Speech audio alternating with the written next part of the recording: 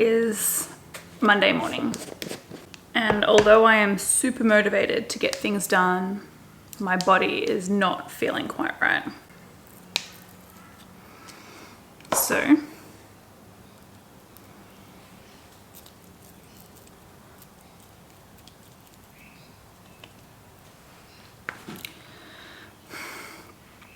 I'm gonna get ready and go to the cafe, check in on everyone. Then I am redrafting the first chapter of the book that I've been writing.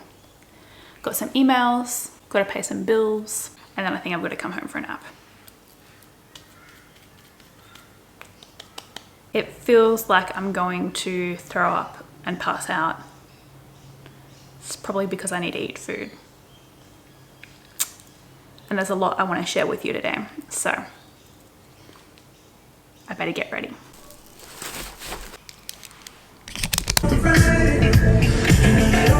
I literally just filmed a few things and jumped out of the car, ready to show you my outfit on my camera. Memory card full. Yeah, didn't you know that Fitbits go on the ankle? Clearly.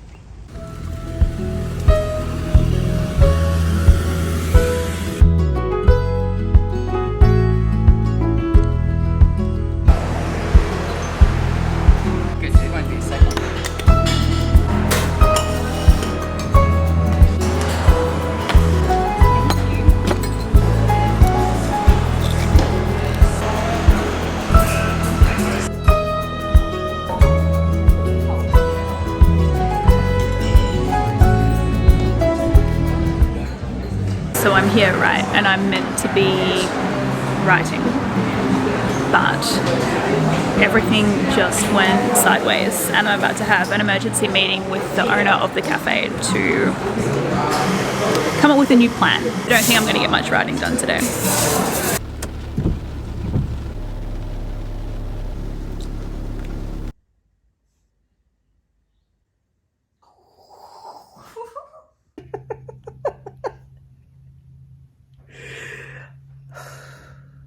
I just started crying because of a manuscript that I'm reading. Someone sent me a manuscript to read, and I'm only a few pages in, but it's really good. And I've waited for so long to find a manuscript that I'm really excited to publish, like a fiction manuscript. And I think I just found it, and so I'm really overwhelmed. I am just 9 pages in, and I already know it's going to be amazing. If the author can keep this up, what I've just read, for the 138 pages and build on it, it's going to be something really special. And I just saw a lot of myself and my writing in this, and that's, I think, why I'm overwhelmed, because it's just captured my imagination and a whole lot of excitement.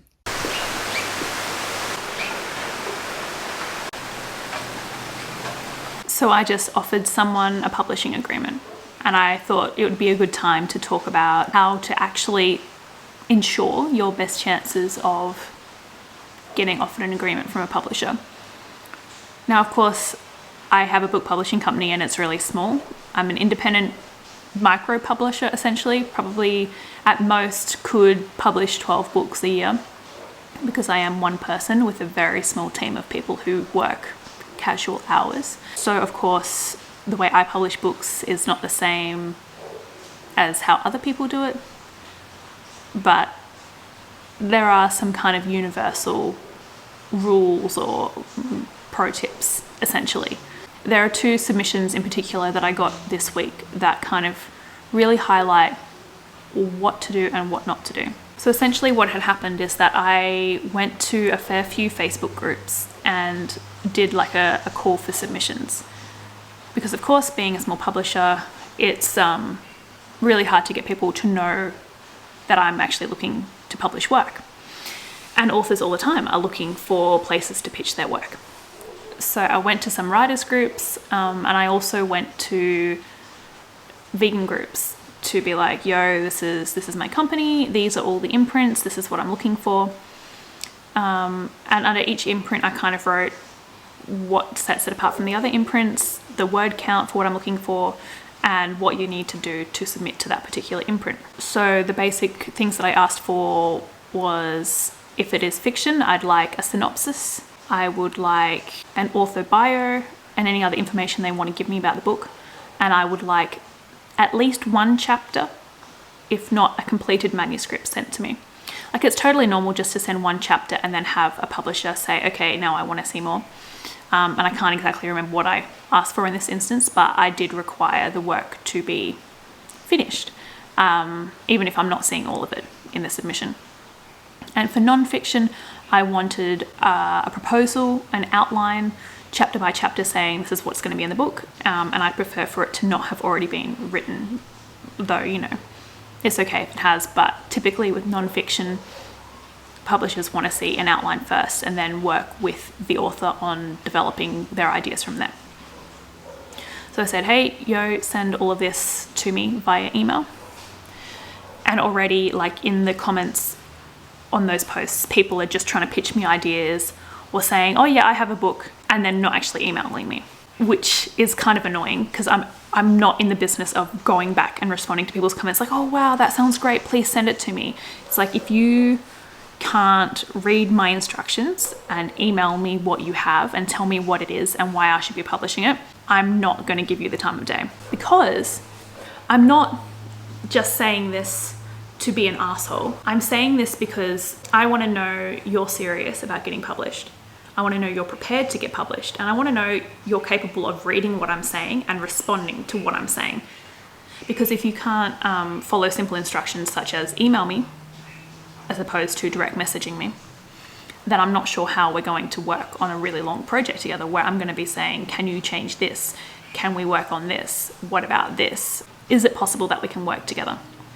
So many people already failed on that one. Some people emailed me. The first person I want to talk about wrote and said, hey, this is where I saw your call. I checked out your website, which, you know, props to this person, because they really did their research. They saw what I'm doing, what I'm interested in. And then they said, I don't really think you'd be interested in my work. And I've only got 20 pages. So here you go. And this person is not getting a publishing agreement, not only because of what they put in the email, but mostly because that email told me that they weren't ready, and then what they sent me also told me that they weren't ready. So it's not like I'm going to reject someone just on the premise of what they've written in the email, but typically it goes hand in hand. If someone's not ready, their email is essentially going to tell me they're not ready, and this person literally said, like, you probably don't want to publish this. So I read it, and within the first few sentences I knew it wasn't going to be a fit. So I just said to them, hey, listen, I think this has great potential. I would love to see it again when it has been completed and edited a few times and really it's ready to be sent to a publisher, and wishing you the best of luck. Don't say to the publisher in an email, you probably don't want to be reading this, because they're going to look at that and be like, okay, why the fuck are you sending it to me then? If you're not confident in what you have, don't send it. If you can't present yourself with confidence, don't present yourself. I'm not saying that you have to be fully yourself or really big noting yourself, but say, hey, I'm responding to your call for submissions. This is my book. This is what it's about. Please let me know if you think we can move forward. To not provide a synopsis, to not provide a bio, like I didn't know what the book was about. If it's only the first 20 pages, I then didn't know how the rest of the book would go, what to expect from it. And with no author bio, I have no idea who this person is. I don't know what their background is. I don't know what their expertise is. Like, are they writing this book from lived experience? Is it something they've actually been through? I have no idea. So they didn't really give me enough information to take a chance on them. The other person who submitted to me was from the vegan group. So this email was, hello, this is who I am. This is my expertise. This is what I do. Here's all the links to my work, even stuff that wasn't directly related to the book, but you know, their professional work. This is what the book's about. I hope you enjoy it. And then attached was a synopsis, which told me exactly what the book was about. And then they also included like a chapter by chapter, like a brief summary of the entire outline. And then they said, this is where I'm up to. So they haven't finished writing the book, but they're like, I don't know, halfway through. And it shows that they've really plotted everything out. And then in the other document, they attached what they have so far. And already it made me want to take a chance on them because they showed up with confidence. They communicated really directly and clearly. They showed that they are professional and willing to conduct themselves in a way that I can do business with.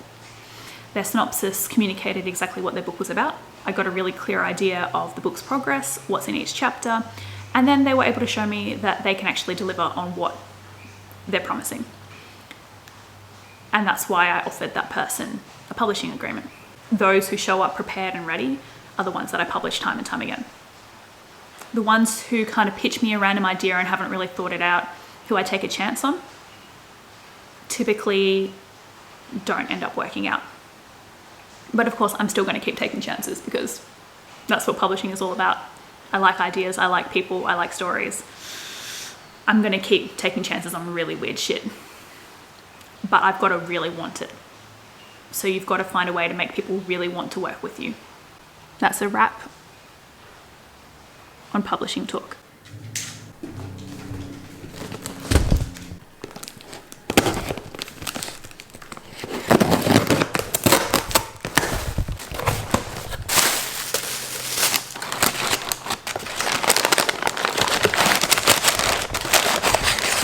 I've been working with the University of the Sunshine Coast for the past 3 years to produce an anthology, a collection of short stories, poetry, prose, non-fiction often, from third year creative writing students. This book comes out in a few weeks and it is in final proof stage, and instead of ordering like another proof copy so I can check to see if it printed right, if anything's wrong, I just went ahead and ordered 10 because I need some for the launch. So I guess this is the moment of truth to find out if it's printed all right, because when I uploaded the files, they did come back with some error messages, and I made a judgment call that everything would be all right if I approved the files. Yeah. Okay. So here they are. So far so good. The cover is looking really cool. This year's topic, the theme that everyone wrote to was fandom, and it's really cool because everyone as part of the course became very familiar with my work, including limerence, which I didn't expect them to learn about. And I found out when I was looking at the stories in here because quite a few of them have the word limerence in the title. So it's a really weird moment for me as a publisher and as an author to have people like reflect parts of my own work and my own company back to me in an anthology. Very cool. Very cool. And the other really cool thing is that this cover was designed by one of the students, Kat McNichol. She illustrated it, she designed it, she did the spine, the back cover, and she also did internal illustrations as well. So hopefully it printed all right. Because this is my first time doing certain things within the typeset, like placing images and stuff. Like this student did their story like in a series of like letters and other communications throughout time. So just things like this I haven't ever worked with in typesetting before. So it's just something new, and I have to make sure it looks all right. I really love the size. So we got this kind of cool typesetting with a poem by Brie. So that's a bit different, not your average typeset. And what's a really cool illustration I can show you. Look how cute this is. It's really, really sweet. So, you know, everyone did a really great job. Really, really great. And so I really hope it does well. I hope everyone's really proud of it and that it feels really good for them to see it in person. But like, look, horse limerence. Is it about My Little Pony? I think it is because the illustration is this.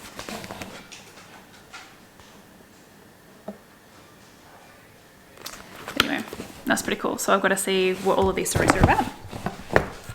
But yeah, here's what 10 books looks like.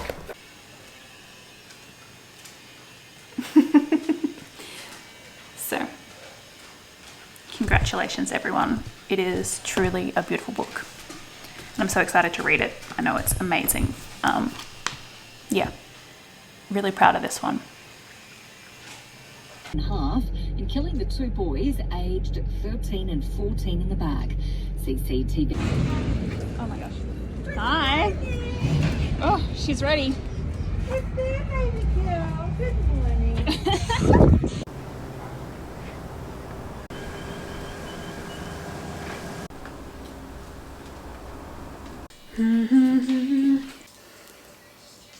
Yeah.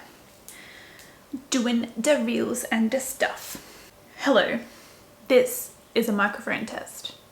Can you hear me? Good fucking enough, eh? Jungkook's hashtag on. Jungkook's hashtag on. What do Jesus and Jungkook have in common? They're both iconic, of course. Fuck. I've got 3 of them. Put them in the U shape for your bike before you've given Billy his new ticket. Lady. Oh, you are so cute.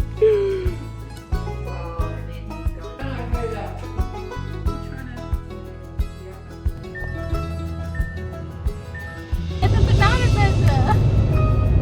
Wow. Oh, it's a little garden. My glasses are all like, they have tears on them.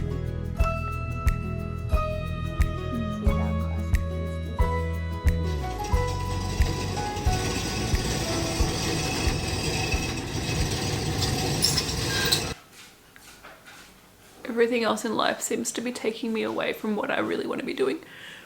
And just when I made some space in my schedule so I could write, I get sick. I just want to write, and I just want to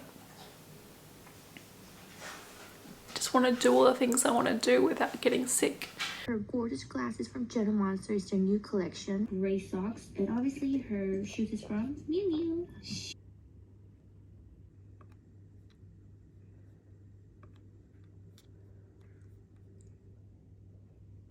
YOLO. Boy. You can do it. Yes. Making anesthetic out of not doing well and mining all the bits of you think you can sell while the fans are on. It's Sunday and I've managed to lose my entire week. So today is the day I'm going to attempt to catch up on a few things. But ultimately everything's going to get pushed into next week and this whole cycle will start all over. I'm feeling a lot better. It got really grim there for a few days, but it's passing really quickly.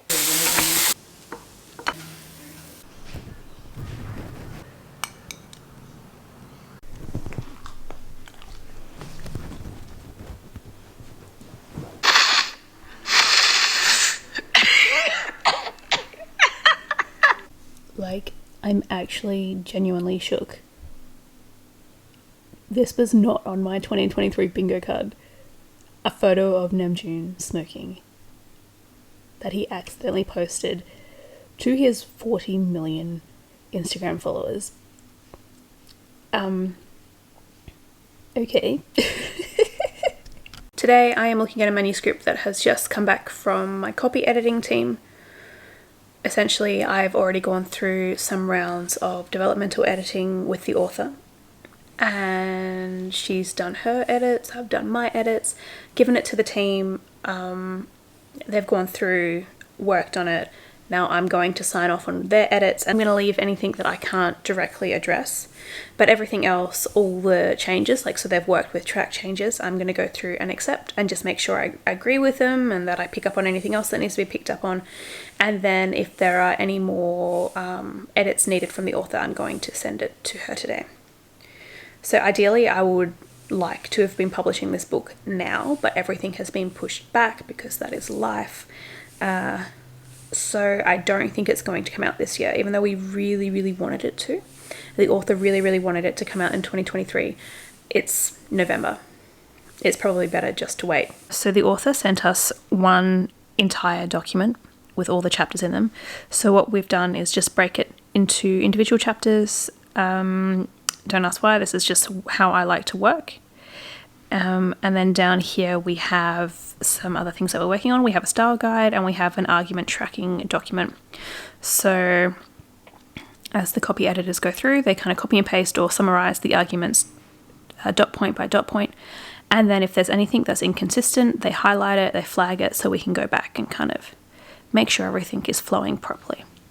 This is really useful when we're working with really kind of argument heavy texts like this one, because there's no way that we're going to be able to hold all of that info in our brain. So it's much better to have it in a document that we can go through and look at any moment and kind of refer back to, like, has this argument already been made before? Is this consistent with everything else they've been saying about this topic, etc. And then we also have a style guide. So we have a style guide for the imprint, for each imprint at Revolutionaries, and then we adapt it to each book project. For example, I already know in this manuscript, the author capitalizes words like sun and moon, and not all manuscripts will need to do this, but this book will. So we just put that in the document, so no matter who's working on it, we know, yes, it is meant to be capitalized. So that means if we find sun with a lowercase s, we're going to capitalize it. So this is kind of what it looks like. And then these are my copy editors, and they're just adding comments like this. And today I'm going to go through and, approve them or reject them and add my own edits in as well.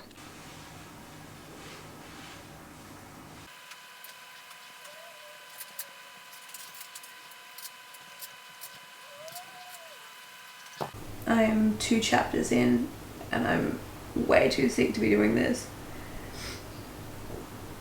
But every day that I don't get this back to the author is the day that she can't work on it. And it sets us back even more than we've already been set back. So I've got to push through.